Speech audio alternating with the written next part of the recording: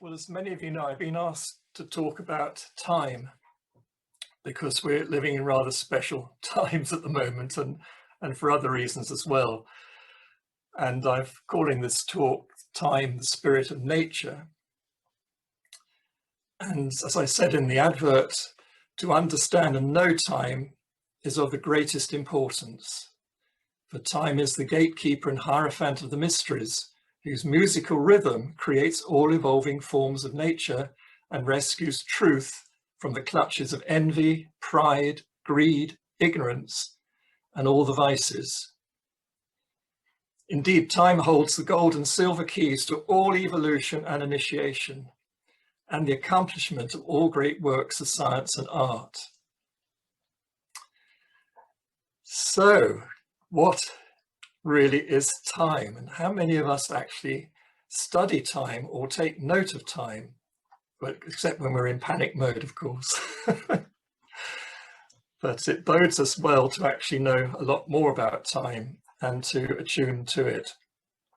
I'm going to start with what was said about time in classical mythology by the classical sages. And one of the main classical sources I really like are the Orphic Greek sources of information. There are many others too, but I've chosen the Orphic Greek cosmogony to describe it to you. Well, in terms of the Orphic Greek cosmogony, Chronos was the name for eternity. And Chronos here is spelt with a CH. Chronos, like Christ, spelling of Christ. Chronos was the name for eternity. It's not the same as another Chronos spelt with a K, K-R-O-N-O-S, who is time as we normally know time. But the other Chronos, Chronos with a CH, was the name for eternity. He was also known as Aeon, which means eternal time, in other words, eternity. And Chronos, because everything is male-female in the universe, Chronos has a feminine partner called Ananke, A-N-A-N-K-E, Ananke, or Ananke.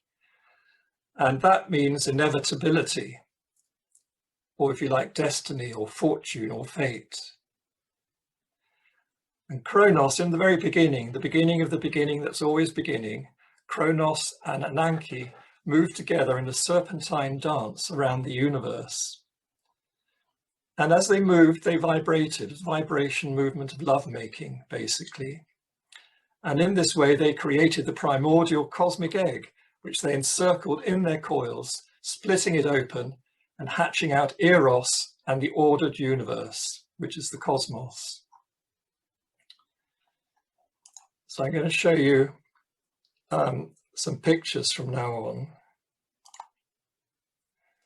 So these are some pictures of the cosmic egg wrapped around by the serpent, or the double serpent, hatching the egg open, and out bursts Eros out of this cosmic egg.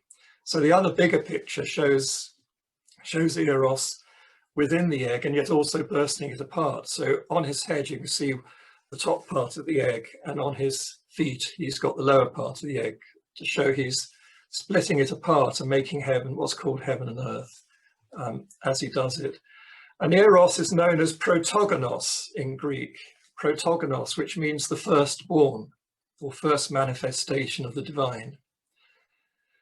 Eros also means phanes, which means brilliance or light, the one who shines and gives light. And he's known as being bisexual, which means male and female. Eros then created within and from him herself both Uranus, heaven, and Gaia, earth, followed by the first generation of gods, who are known as the Titans, and all else in the universe. Now, the Titans were children of Uranus and Gaia, that is, of heaven and earth. And Chronos, who's spelt with a K, that we know as time, was the leader and youngest of the first generation of the Titans. And the Romans knew him as Saturnus, which we call Saturn. And Chronos overthrew his father Uranus, castrating him with a sickle. Very strange story, but this is all metaphorical. And Kronos ruled then during the mythological Golden Age, until he in turn was overthrown by his own sons, Zeus, Hades, and Poseidon, and was imprisoned in Tartarus. Now, the symbolism of the sickle and castration actually denotes the carving out of time cycles within eternity, so that individual life forms might be created within the universal life form. It also introduces the idea of birth and death in continuous cycles. Each time cycle has a beginning, a middle, and an ending, expressing the principles of creation, preservation, and dissolution, whereas eternity just is. In the Renaissance, Kronos became symbolized as Father Time, portrayed as an old wise man with a long grey beard, carrying an hourglass and wielding a harvesting scythe. So there's a nice picture, or a picture of a sculpture of him. There you see his big scythe, his hourglass, and his long grey beard. So that's how he normally comes down to us in symbolism.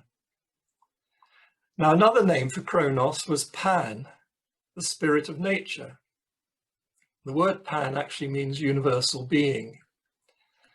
And again, because everything is male-female, Pan had a feminine partner or wife who was called Echo.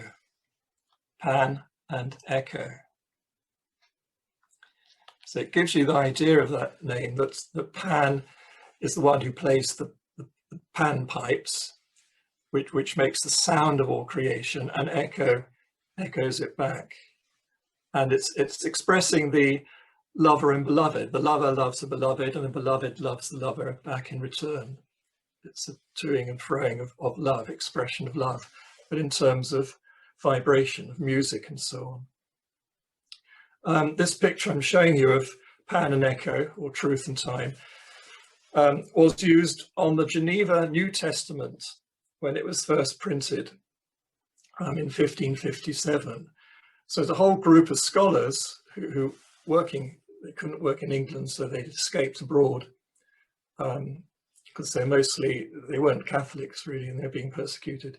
So they escaped to Geneva, and there they put together real research into the Bible. They knew an enormous amount of knowledge, and they chose to portray the start of this whole Geneva Bible. The New Testament came out first with this special symbol. And there you can see the portrayal of Pan here, which is time, as having goat's hooves and legs, a human torso and head, and angel's wings. And he stands on earth amongst nature, but has his head in the sky. And this is, again, a symbolic form to convey the idea of time cycles and the evolution of life forms from mineral to plant to animal to human to angelic. The evolution of all nature, including ourselves, of course. Now, because I'm giving this talk for the Francis Bacon Research Trust, I'm of course going to mention Francis Bacon, who's been a great teacher about these things and has a huge knowledge. So Francis Bacon wrote about Pan in his Wisdom of the Ancients, in which he states that Pan came of Mercury, the word of God. Because Mercury, the name Mercury, comes from Mar Keru, which means the true word. So Mercury, the word of God. So Pan came, or was born from Mercury, the word of God, and the confused seeds of things. By confused seeds of things, Bacon is referring to what the Bible, in the first chapter of Genesis, calls the waters. The Greeks call this chaos, the formless basis of all matter. And to quote from Bacon in his essay, Pan or Nature from the Wisdom of Ancients, Bacon says, Pan, as his name imports, represents and lays open the all of things or nature. Concerning his original, there are two only opinions that go for current. For either he came of Mercury, that is, the word of God, which the Holy Scriptures without all controversy affirm, and such are the philosophers that have any smack of divinity assented unto, or else from the confused seeds of things.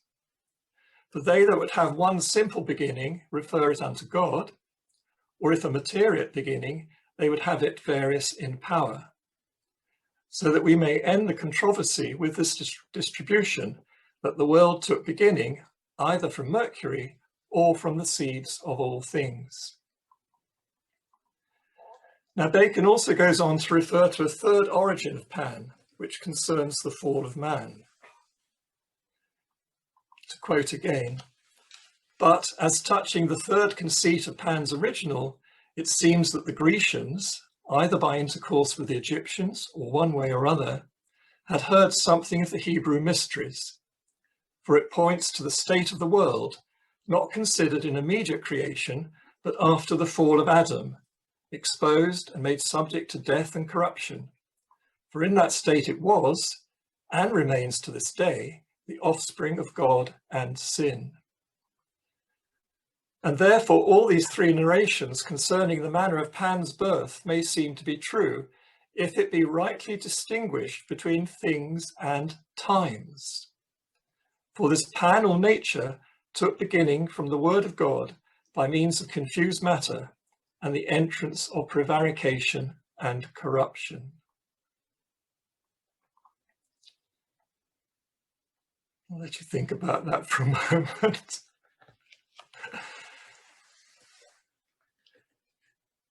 Going on to talk about Pan and Echo, they express the double truth. Like all things, everything is male-female, as it states in Genesis, and this was referred to as the double truth by the ancient Egyptians. Thus Pan is male-female, but he has a wife of feminine counterpart called Echo, who is herself male-female. But despite the bisexual nature of both, Pan is considered male in relationship to Echo, and Echo as being female in relationship to Pan, just like we all are on Earth. Might be in a male body, but we're still, for me, for instance, I'm male body, but I'm still male and female in my soul, in my nature. And those women with us tonight, you'd be also the same. You've been a feminine body, but you could be male, female in your character or soul. In his Nova Morganum, that's his new method, Bacon refers to Pan and Echo as existence and knowledge. That is to say, Pan equals existence and Echo equals knowledge. To quote him again, "But we're not dedicating or building any capital or pyramid to human pride, but found a holy temple in the human intellect on the model of the universe. For whatever is worthy of existence is worthy of knowledge, which is the image or echo of existence." And then in his essay, Pan or Nature, in his book, Wisdom of the Ancients, Bacon refers to Echo as philosophy, thereby implying that Pan is the wisdom of nature, holy wisdom embodied in and producing all the forms of nature. To quote him again, Echo makes a most excellent wife for Pan, as being no other than genuine philosophy, which faithfully repeats his words, or only transcribes exactly as nature dictates, thus representing the true image and reflection of the world without adding a tittle. Now, Bacon always referred to the ancient sages, the classical ones in particular, but he also referred to the Hebrew mysteries of Kabbalah. He was a great Kabbalist himself. And so I want to go into Kabbalah right now, the Kabbalistic meaning of all this. And in Kabbalah, they refer to the fall of man in terms of the fall of Lucifer from heaven. And in this, Lucifer is equated with Echo and the Archangel Michael with Pan, who is the same as Chronos or time. So you've got these two archangels, and they're created equal to each other in the sense that they are twins, but with differences. So in other words, one is feminine and the other is masculine. in terms of the double truth. So Lucifer is equated with Echo and Michael with Pan, or time. The name Lucifer actually means light bearer, the one who bears the light. So it gives you immediately an image of the pregnant woman carrying the child that's going to be the light. Well, all souls are like that. We are pregnant with the light that can be born from our hearts and illuminate our minds. And Lucifer in himself or herself is also male, female, and is destined to become the Holy Grail. But at the beginning, he knows nothing at all. He's ignorant of all this. And he's, in the Bible, it's said that Lucifer is the only one of all the archangels who's able to look into the heart of God and able to see there what God has prepared for man. And what he prepared for man was to create man lower than all the angels, but then to raise him up till he becomes the crown jewel of all creation. And Lucifer said, oh, no, I should be that. I want to be the crown jewel. I should be the crown jewel. And so out of his ignorance, he didn't realize he was actually man. He had no idea. He is the spirit of man. And he was destined to become this crown jewel, also known as the Holy Grail. But at the beginning, he didn't know that. And out of envy or pride, both of those, he was proud, he thought it should be that, and envious of it was going to be for man. He desires to be the crown jewel, and that desire, his want, I want, is what precipitated it down into the abbey, into the abyss, the dark abyss.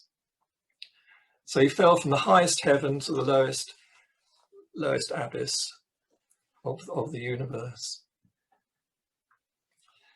simply because he believes himself or herself better and more deserving of being the crown jewel than man, but does not realize that he is man. And then after that, the Kabbalists go on in their stories that Lucifer gradually ministered unto by all the other angels and raised by the Archangel Michael and the host of angels to become eventually the crown jewel or holy grail of all creation. Now, not many people know this full story. Part of it's written in the Bible, but part of it is in separate Kabbalistic writings. But it's an important story because this is also the story depicted by the images of the Archangel Michael and what's called the dragon Lucifer. So the most common one that we know of is shown here, where St. Michael is piercing the dragon with a spear. Well, the spear, like Athena's spear, is really a spear of light. And the other picture I show here is more correct, really. It's easier to understand what's really meant. Because in reality, rather than slaying the dragon Lucifer, Michael is teaching and testing Lucifer and helping Lucifer, the human soul, to escape from ignorance and vice and rise up the ladder of the tree of life to the highest heaven of consciousness with full enlightened knowledge of God, of the holy wisdom or truth, which is love. So as Bacon says about this, my praise shall be dedicated to the mind itself. The mind is the man, and the knowledge is the mind. A man is but what he knoweth. The mind itself is but an accident to knowledge, for knowledge is a double of that which is. The truth of being and the truth of knowing is all one. Because Bacon realizes the ancient teaching that man, Lucifer is man, and man means mind. In the Bible it talks about man. Well, man there means the mind, which is the soul, human soul, created male, female, in the first chapter of Genesis. And then comes the fall. And so man in the fall become known as Adam and Eve, the two aspects of the mind or soul. Each of us is an Adam and Eve. And some of the Kabbalistic interpretations of this that I've read show Adam as the basic ego and Eve as the consciousness of that ego, which is why Eve is symbolically taken out of a rib close to the heart of Adam, because real consciousness comes from the heart and then expands into the greater mind. And the whole story of Adam and Eve and the fall from the Garden of Eden is a story that is our story, really. We're falling into so-called corruption or mortality, but there will be redemption and Christhood at the end, thanks to the help from Pan, or time, which is also the Archangel Michael. Can you take all this on board? I'm trying to tie all these things together for you that you probably heard in different bits and pieces, but it's all there.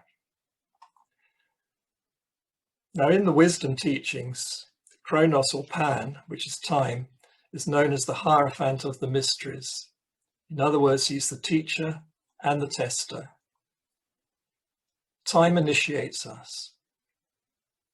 Time takes us through time cycles of experience so as to teach us the hidden wisdom and develop in our consciousness an understanding and knowledge of that wisdom, which knowledge is truth. So this knowledge of truth is the revealed wisdom, also known as truth revealed, because wisdom itself is the original truth. The enlightened human soul knows this wisdom or truth because to know it, we have to live it. We have to embody it and practice it. And this is known as living in truth. And time helps and enables us to learn how to do this in any situation at any time. For this reason, time is said to bring forth the hidden truth. So here's that emblem again, but it's used by Francis Bacon on his first edition of his New Atlantis that was published very shortly after his death in 1626. And of course he used this on purpose, like the scholars who did the Geneva Bible used it. So again, he's giving a hint. It's an entrance to some great mysteries about truth, to help us discover the truth. So time brings forth the hidden truth. So he brings this hidden truth forth from a state of ignorance towards full knowledge, and knowledge is the revealed truth. In other words, as Freemasons still say, darkness is turned to light. You're brought out of darkness and into the light. And it's done by stages, which are called degrees of initiation. So it's done by degrees, step by step, as you climb the ladder of initiation. Now, because of possible confusion between the original truth and the revealed truth, which Egyptians refer to as the double truth in another way, because of possible confusion between the original truth and revealed truth, Bacon suggests we call the former truth wisdom and the latter truth knowledge. So to quote him again from his Advancement of Learning, the essential form of knowledge is nothing but a representation of truth, for the truth of being and the truth of knowing are one, differing no more than the direct beam and the beam reflected. All learning is knowledge acquired, and all knowledge in God is original, and therefore we must look for it by another name, that of wisdom or sapience, as the scriptures call it. Now, when the New Atlantis was published the second time with a different title page, first of all, I'll show you this. Underlying the design of the Time Bringing Forth Truth emblem, you can see here is the wheel or zodiac of time with its 12 signs, designating the 12 months of the year or the 12 ages of a great age. So the whole design of this was done very carefully based on this geometry, showing the wheel of life, the wheel of time, basically. And then when his New Atlantis was published again in 1635 with a new title page, uses a different emblem. And here it shows time rescuing truth from envy instead of from the darkness of a cave. Now, envy together with pride is said to have been the cause of Lucifer's fall into the abyss, because, as I said before, he envied what God had designed for man and thought he deserved to be that crown jewel rather than man. The envy and pride born out of ignorance summarize all the vices that the human soul is subject to, from which it needs rescuing. Don't we all know that? Some have obviously been rescued more than others, but we have to make our own efforts, of course. But time helps us. Time teaches us and tests us as we go along. So time is also known as Janus, the doorkeeper or gatekeeper of the mysteries, or in more biblical teaching, the doorkeeper of heaven. So this is an emblem of showing Janus with his two faces, one facing one way, one facing the other. This can mean several things, but facing to heaven or facing towards the earth, facing inside, facing outside, or facing to the past, facing to the future, and so on like that. This was printed in Alciat's Emblemata of 1581. And this gatekeeper or doorkeeper is always usually associated with symbols that are called the gold and silver keys, one gold key and one silver key. And it goes right back to Egyptian times, where you had the crook and flail held by pharaohs, usually crossed like that over their heart centers, then sometimes crossed again over their throat. The gold and silver key is the same as the crook and flail. St. Peter acts as a Janus for Jesus in the New Testament Bible stories. When Jesus says he's going to die, be crucified, and so on, Peter tests him and says, "Oh no, you're not. It can't be that. You're the Christ." Jesus says, "No, get behind me, Satan. I've gone beyond that. I've passed that test. That's what's going to happen. I surrender. I surrender my life in service and love for others." So Peter was called Janus by Jesus, but Jesus had already made Simon, his original name, Simon Peter, and the name Peter means Hierophant, the teacher, and the Hierophant is the teacher and the tester, which is another meaning of the gold and silver keys. So when it became, out of the Pharaonic times, after that became more classical times and later on into our times, the kings or queens used to stand as this gatekeeper or doorkeeper, and they were known as the king and the judge. And they hold, instead of the crook and flail, they hold the sceptre and orb. Sceptre in the right hand, orb in the left. And these things have a deep meaning, because the sceptre is always in the right hand and the left hand has the orb. Well, sometimes instead of an orb, which represents, if you like, symbol of the earth, rulership over the earth and so on, but it actually is a symbol of Mars. The circle with the cross on top is an very old symbol of Mars, until they changed it to like an arrow form. And the sceptre was used as a symbol of Jupiter. And they represent the right hand and left hand of the Christ being. So the Christ is also known as the king and the judge who brings mercy and judgment. So here's a picture of the Christ in glory and judgment that you often see at the doorways of cathedrals and abbeys and so on, because that's the right place to place him.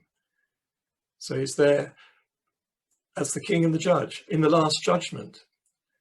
There are great last judgments and smaller last judgments, and we're in one of the greater last judgments right at the moment. The whole of humanity in this world is in a huge last judgment, and the question is whether we all get through the gate or not. Now, time is also symbolized as Saturn, or known as Saturn, the Roman Saturnus, and that's equated with the planet Saturn. And Saturn was always known as the outermost planet of the planetary sequence. And so in other words, Saturn is seated on the threshold of the solar system and outer space. So we're within that solar system, but if we want to go beyond, we've got to pass the ring of Saturn. Got to pass Saturn. And if we go beyond, it represents going into the higher mysteries, the higher realms of consciousness, and so on. But Saturn also is shown on the tree of life in the position of knowledge, basically. Knowledge is the unnumbered sephira. I'll try and show you on this picture. So here's the Kabbalistic tree of life, and each of the sephira, as you rise up from number 10, which is symbolized by the earth, then you go through planets symbolizing each of the sephira in turn, and they also represent the different heavens that we rise through in our consciousness. So first of all, you've got the moon, and then you go to Mercury, then to Venus, and then mysteriously you go to the sun in the center, and then you go to planets. It really should put the Earth in that sequence there, but then you go beyond to the outer planets, Mars, Jupiter, and finally Saturn. So it's a symbolic way of climbing the heavens, climbing the tree of life, as it were. So Saturn is equated with knowledge, and knowledge, the unnumbered sephira. When we actually know what's represented by the whole tree of life, which means the whole of creation, when we know it, and we only know it by actually acting it, doing it, living it, and that knowledge, the total knowledge, is love, the totality of love. When we know that love, practice it, we become illumined by it. So Saturn knowledge represents the full illumination of any human soul who reaches that position. An illumination that we call, nowadays well, the Greeks call Christos, and we call it Christ, that full illumination. And that is the position of the gatekeeper. And on the tree of life, that position there, where Saturn is also known as the veil. So we climb up to the seventh heaven, symbolized by Saturn, and then we go beyond the veil into what's called the heavens of heavens, which is the Holy Trinity, which is beyond creation. It's beyond even what we can really talk about. But it's portrayed symbolically as best as the sages could do.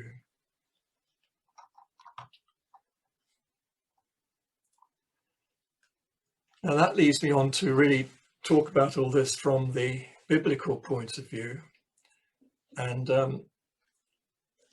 take you through Genesis, because Genesis chapter 1 about the creation is a key to all this, which of course is why Francis Bacon names his work that he wants us all to do. The Great Instauration is based on the biblical 6 days of work and 1 day of rest.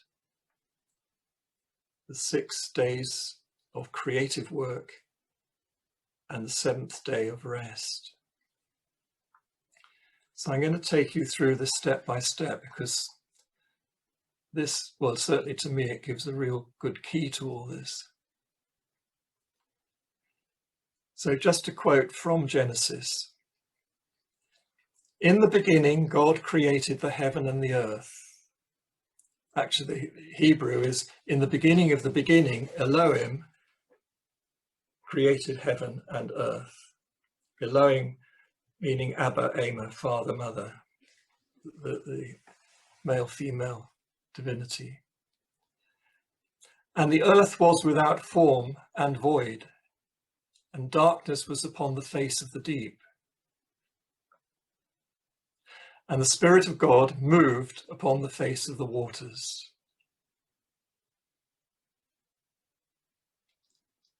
Now here you've got the period of eternity. God, or Elohim, is love.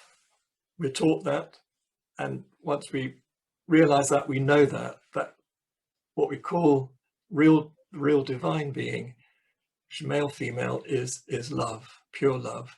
But to express that love, it has to be two. So Abba loves Ama, Ama loves Abba, father, mother, and that gives you the Rosicrucian signature they've used down the ages, which is the AA signature that I've shown you before. Abba, Ama, father, mother. And they become heaven, which in the tree of life is number 2. And they become earth, which is number 3 in the tree of life. Now in the Bible, in these first few sentences of Genesis, heaven is the darkness that lies upon the face of the deep. This darkness is the same as chronos or aeon, eternity, known as Abba, the Father, to the Hebrews. And then in its movement of love, it becomes the spirit or breath of God, bearing the word of God.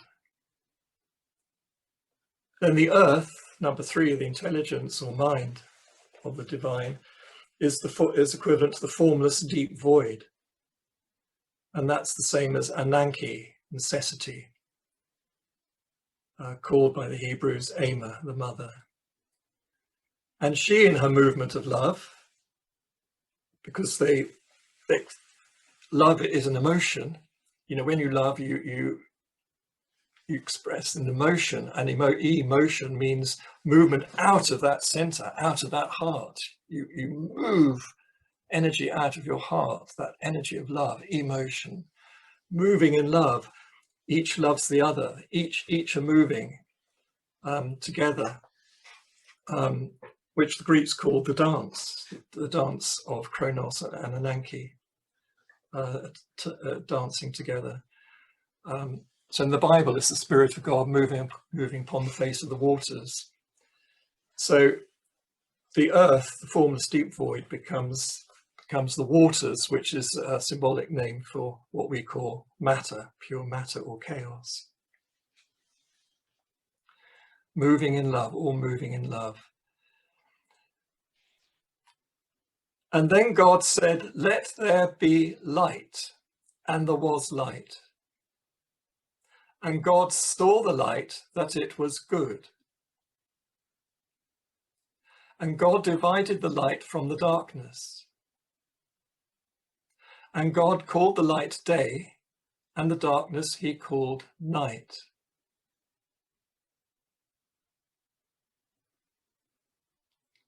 Now I've said that slowly for you to take it in. There are 4 stages there.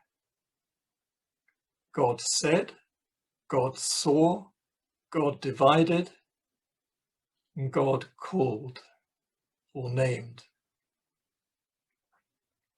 It's a 4-stage sequence that leads eventually to the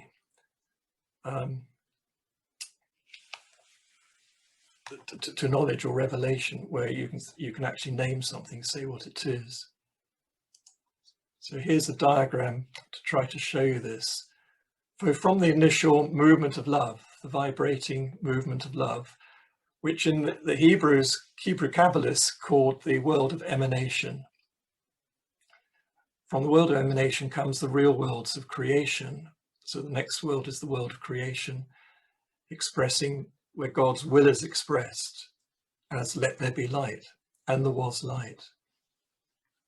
Creation. And then God saw the light, that it was good. And God divided the light from the darkness. So that's an action, an activity. There's a creation, there's a thinking about it, and then there's a thinking and seeing, and then there's an action that follows, dividing light from the darkness. And God called the light day, and the darkness he called night. So here we have, he recognizes what they are, he knows what they are, and so he can name them accurately. Light's called day and the darkness called night. The darkness, of course, is what light has been born out of, the original chaos. So it's a divine, eternal cycle. From emanation comes creation, formation, and action, culminating in knowledge or revelation. In other words, from the unmanifest comes the manifest, with 3 stages of it, which culminate in knowledge, the knowledge of truth.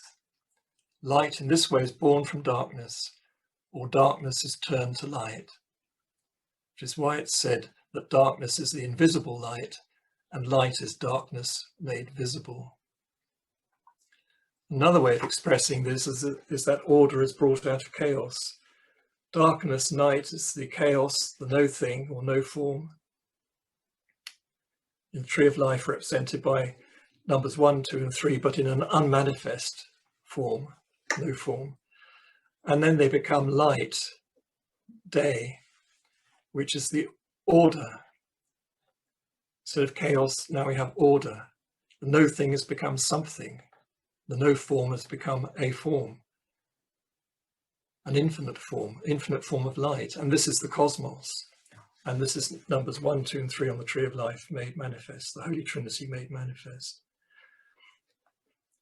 So this, and the way it was brought about on this first day of creation, gives you the archetypal pattern of all creation, thus established in eternity.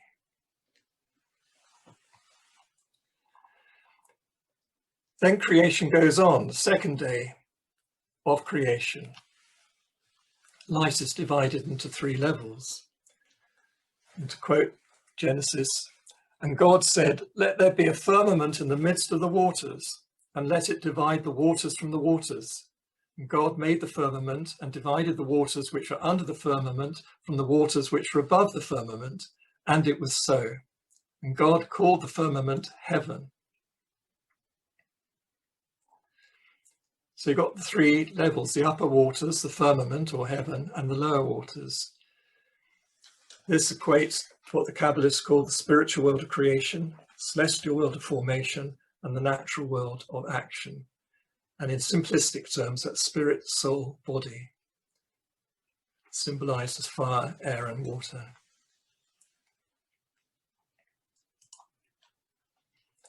Now, the Kabbalists also have this wonderful geometry from which the Tree of Life is derived. This is the geometry of the 4 worlds. The emanation is the divine essence at the top, which they show in black, the blackness, because it's the darkness lying upon the face of the deep, but they move together in love, moving together in love, which is the emanation. The emanation. And then from that comes the world of creation, the spiritual world, then the world of formation, which is the soul world or celestial world, and then the natural world, which is associated with what we call the body, the outer form, including the physical body. So all of that, these levels were established on the second day, but all within eternity. But now comes the third day. And on the third day, dry land called the earth is created. To quote the Bible again, "And God said, let the waters under the heaven be gathered together unto one place, and let the dry land appear. And it was so.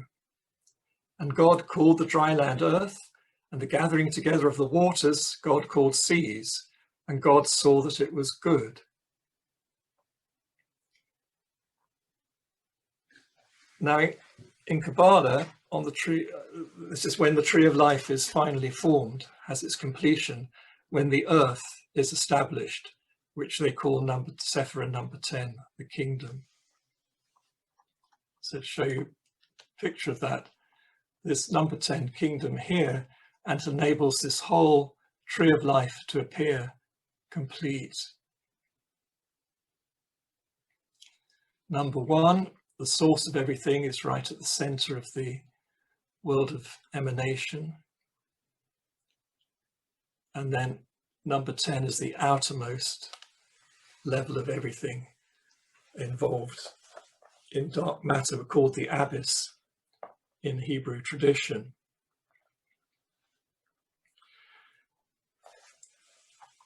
Now, the unnumbered Sephira is in this position here, midway between 2 and 3 and 4 and 5 on the tree of life. And it's, to begin with, it's shown as being invisible.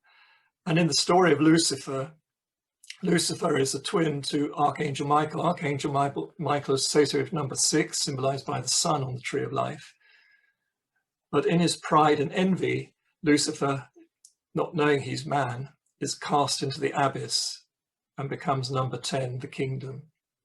Then he's ministered unto by all the angels, led by the Archangel Michael, until he rises up all the levels of the tree, all the heavens, till he becomes and is the 7th heaven itself, in this position up here. So the kingdom, which is called the Grail, is raised right up to the top, become crown jewel of creation.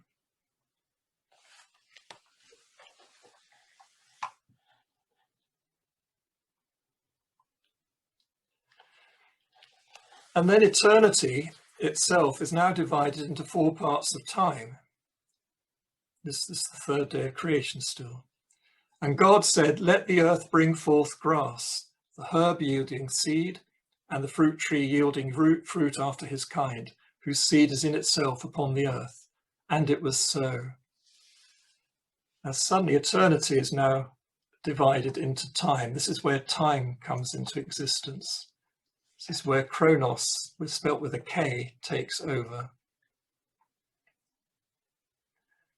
So what the Bible is explaining here in the 3rd day of creation is the establishment of time and time cycles. So you've got the natural life cycle from seed to grass to herb to tree. It's the same as seed to plant to flower to fruit.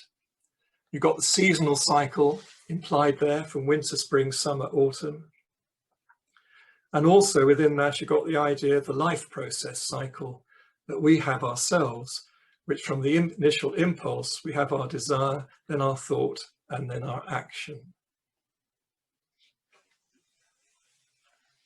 So all the natural cycles are set up, associated with Earth in this 3rd day of creation. This is where time, as we know it, comes into being. Then on the 4th day, the sun, moon, and stars are created, and time is divided into days and years with their seasons.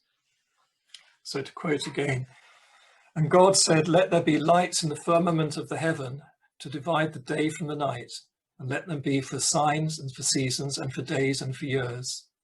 And let them be for lights in the firmament of heaven to give light upon the earth. And it was so. And God made 2 great lights, the greater light to rule the day and the lesser light to rule the night. He made the stars also. And God set them in the firmament of the heaven to give light upon the earth, and to rule over the day and over the night, and to divide the light from the darkness. And God saw that it was good. Now these 3 markers, known as the greater light, the lesser light, and the stars, are associated with the sun, the greater light, the moon, the lesser light, and then the stars. They do several things, and one of the things they do is identify their markers, established markers, and they identified what's called the 3 pillars expressed by the tree of life. So the sun is the marker or ruler, expressing the idea of the right-hand pillar, what's called the right-hand pillar, Yakin. The moon expressing the left-hand pillar, what's known as Bina, known as Boaz, left-hand pillar.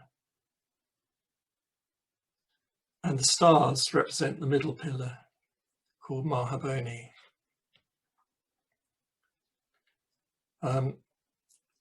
So the three markers identify these pillars. Now the markers were set up in the firmament heaven. So on the idea of how the tree of life is created, the heaven is the firmament, which is the celestial world. So they would correspond to numbers 4, 5, and 6 on the tree of life. Mercy, the sun, right hand, called the right hand of God in Kabbalah. The moon represents the judgment, represents the left hand of God in Kabbalah. Then the heart of God represented by beauty, number 6, which is the star, the middle pillar. The star, which actually, part of it is the Michael, part of it is Lucifer. Lucifer falls, but then Lucifer is raised up, joins Michael. They're the lover and beloved, and they go up together to become the star. Right up here in this picture, in the position of the unnumbered Sephirah. Now the markers, 3 great markers, also represent the 3 great cycles of time. So this is a diagram to try to show that idea. 3 great cycles of time. First of all, we've got the solar cycles, which are the years. And that's about the relationship of the earth with the sun. And the sun represents the giver of light. It's creative, it's the right hand. It's associated with the heart and desires and expression of love in that way. Then there are lunar cycles. These are associated with months and the relationship of the earth with the moon. The moon is a reflector of light. It's responsive to the light. It symbolizes the left hand side and the mind and thinking, all thought. And then stellar cycles give you the idea of signs and ages. That's the relationship of the earth and moon and sun with the stars. And this is where the zodiac with its constellations and the signs of the zodiac are established. Then it goes on, the Genesis goes on, the 5th day, the creatures of water and air are created. And God said, let the waters bring forth abundantly the moving creature that hath life, and fowl that may fly above the earth in the open firmament of heaven, and so on. And then the 6th day, the creatures of earth are created. And God said, let the earth bring forth the living creature of his kind, cattle and creeping thing, and beast of the earth after his kind, and it was so. And then God said, let us make man in our image, after our likeness, and so on and so on. And God created man in his own image. In the image of God created he him. Male and female created he them. And God blessed them, and so on. And he gave them dominion over the fish of the sea and over the fowl of the air and over every living thing that moveth upon the earth. Now, dominion means to serve. The Hebrew word dominion actually means to serve, to cherish, to look after. And Jesus tried to explain it to everyone when he said, but he that is greatest among you shall be your servant. This is stated in Matthew chapter 23, verse 11. And that's why we have in England, our Prince of Wales's motto is Ich dien, which means I serve. And the Grail King is always known as the guardian of the Grail, the one who looks after the Holy Grail. And also why the Bible designates man as the gardener of nature. And a gardener, to be a good gardener, you've got to have a good knowledge of time, with its cycles, seasons, and life processes. You've got to know when to sow or plant, when to reap or gather fruit, and how time's cycles and seasons both affect and are expressed by each natural form. So there's a lot to learn. And then there's the seventh day of rest. And on the seventh day, God ended his work which he had made, and he rested on the seventh day from all his work which he had made. Now, these give us very important cycles of time which we need to learn about and learn to work with as consciously and as well as we possibly can. Of course, straight away, you've got the idea of the 6 days and the seventh day. So you've got the 7-day weekly cycle. And in fact, the way it goes, it's like a melody in terms of how the days are named. It goes from Sunday to Monday to Tuesday to Wednesday to Thursday to Friday to Saturday. Well, this is interesting because it gives a 2-week alternating current of these planets. I'll try and explain. From a solar beginning, it alternates between a planet between Earth and Sun and a planet between Earth and outer space. So when you put it out like this, like I've done, in a 2-week cycle, it gives you this double helix form, a bit like a genetic code. And it plays like a melody. A melody vibrates, it waves, and that's how I see it. It's very beautiful. And it starts with Sunday, the day of the sun, when you have the special Earth-Sun link. And this is celebrating light, the firstborn, Eros, love, the first day of creation, the alpha of everything. And then you've got Saturday, day of Saturn, where you've got the special Earth-Saturn link. And this is celebrating knowledge or revelation, joy and peace, seventh day of rest, the omega of all life. And in Hebrew, it's called, to the Jews, it's called the Sabbath, of course, from the Hebrew Shabbat, which means day of rest. And the second great cycle we should really learn to work with, is very, very important, is the solar cycle, which gives us the solar festivals. And this I understand and know as a rhythm. Like I used to be a drummer, so it is drumming the rhythm. And so you've got the great festival points marking the beginning and ends of each season, but also the midpoints of each season, when the energy of each season is at its maximum. And then the threshold is the crossover of one season to another. So it gives you these 8 drum beats each year. And this is about the love relationship of the earth with the sun. It's all about the heart, the soul, the sun relationship, which in ourselves is our higher self. The sun is the giver of life and light and life, our lover, and the earth, our lower self, is the receiver of light and life. And we're the beloved to our beloved in our hearts. We're the beloved to the lover in our hearts, which I mean, and vice versa. And this is associated with the earth dancing around the sun, as it's said. And in the Eastern teachings, it's called Shakti, dancing around Shiva. Wonderful image, I think.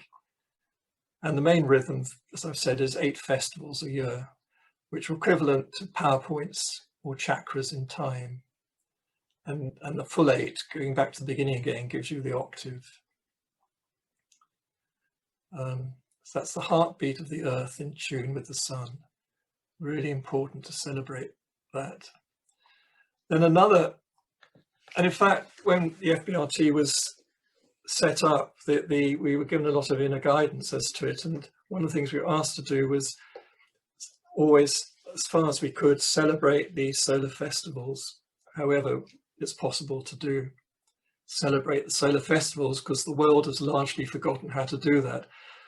It wasn't that long ago when it was being solar festivals celebrated by all the great religions, but they hardly are anymore, except in the Christian tradition that they still are, but very vaguely. And it's mostly Christmas and midsummer which are emphasized, midwinter and midsummer. But at one time, all the great solar festivals were celebrated by the Christians, also by the Hebrews, the Jews, also by other great religions too, including the the religions of the Far East.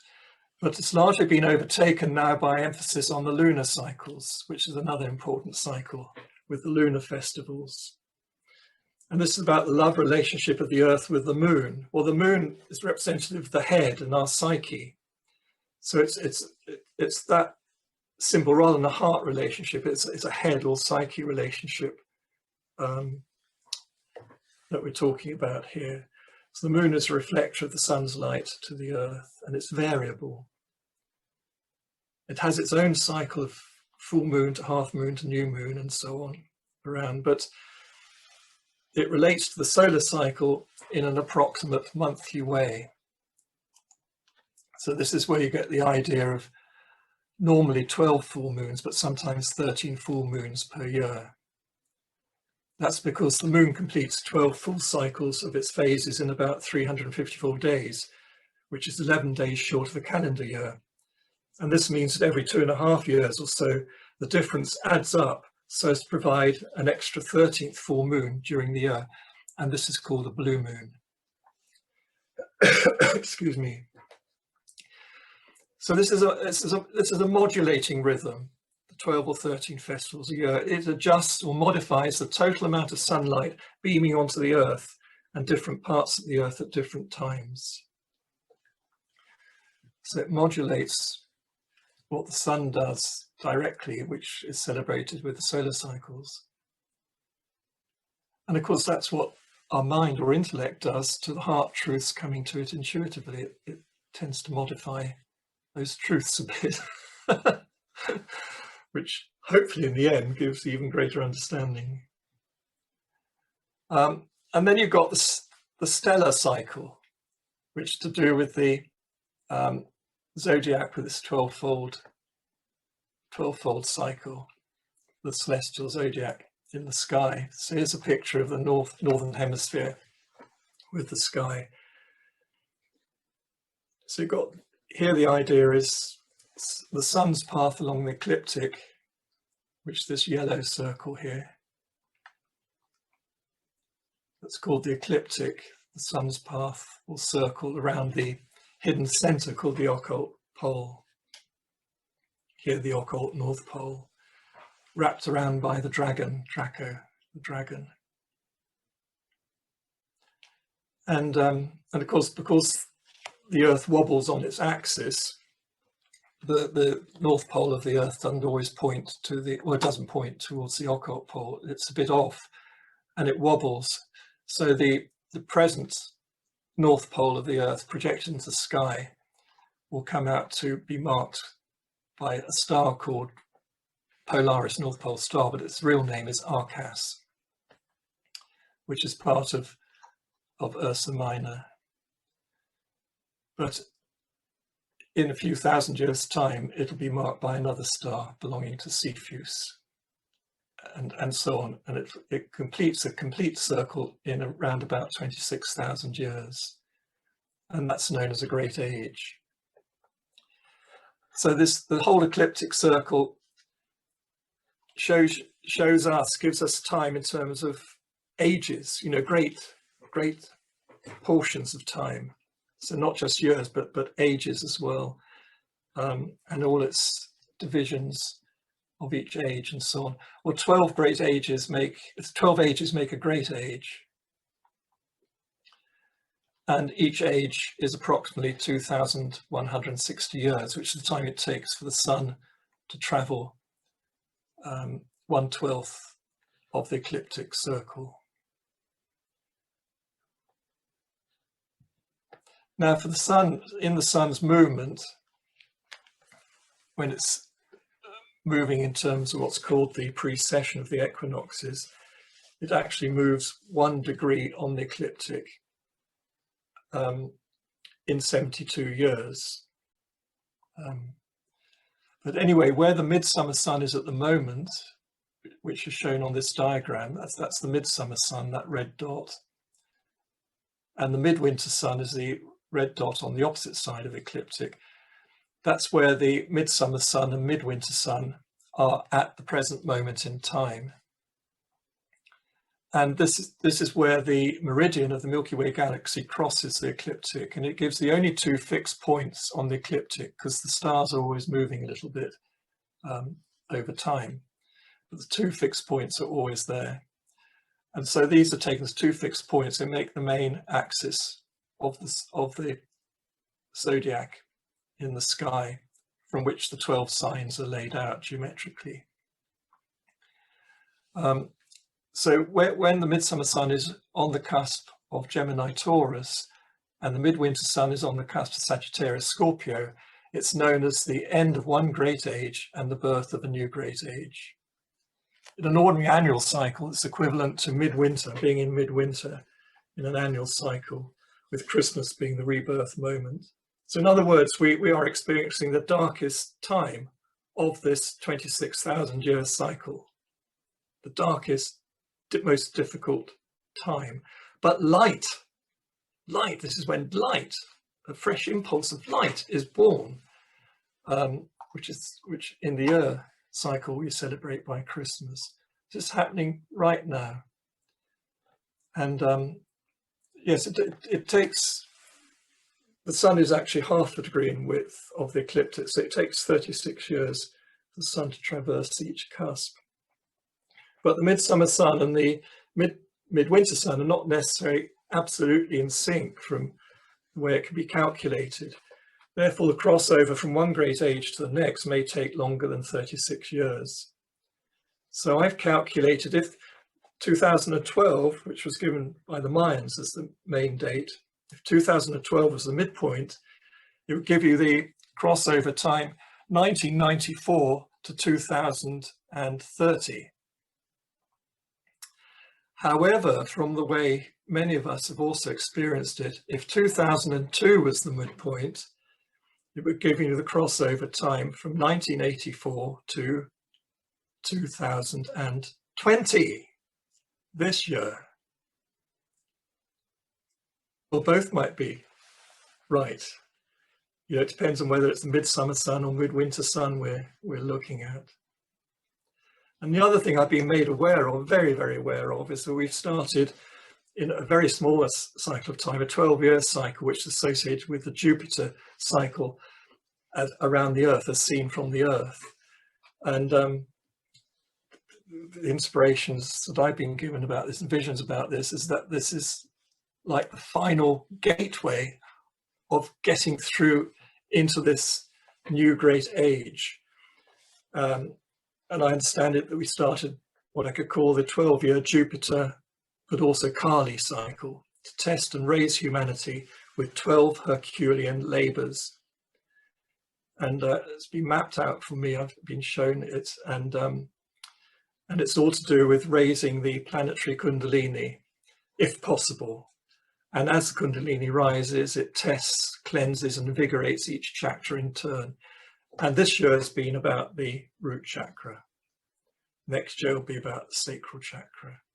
Root chakra is all about the will to survive. Can we survive? I want to survive. And it's bringing out a lot of people the wonderful love to help each other to survive.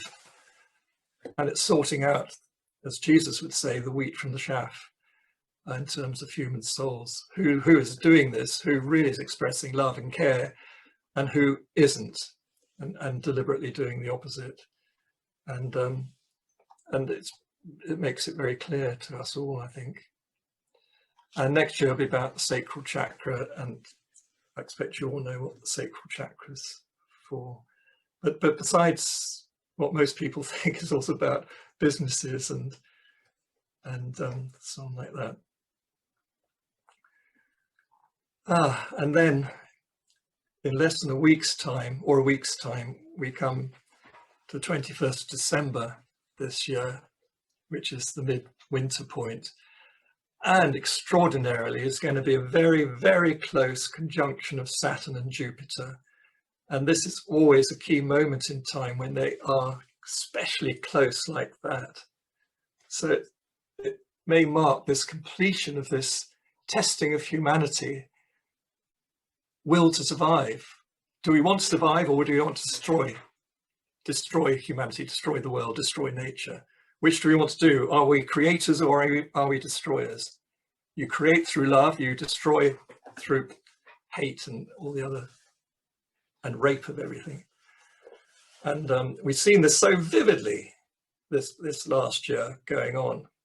And I think this December the 21st will bring about the final decision as whether humanity as a whole has made it through this test or not. I think we're already seeing evidence of it.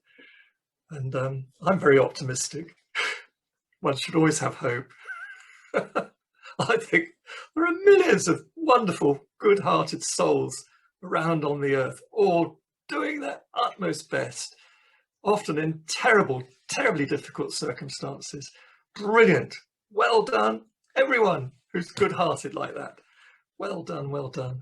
I'm sure the inner voice can be heard saying that very often. Well, there I best end my talk. As usual, it's gone on a bit longer than I planned, but I hope you've enjoyed it and gained something from it. Thank you very much, everybody.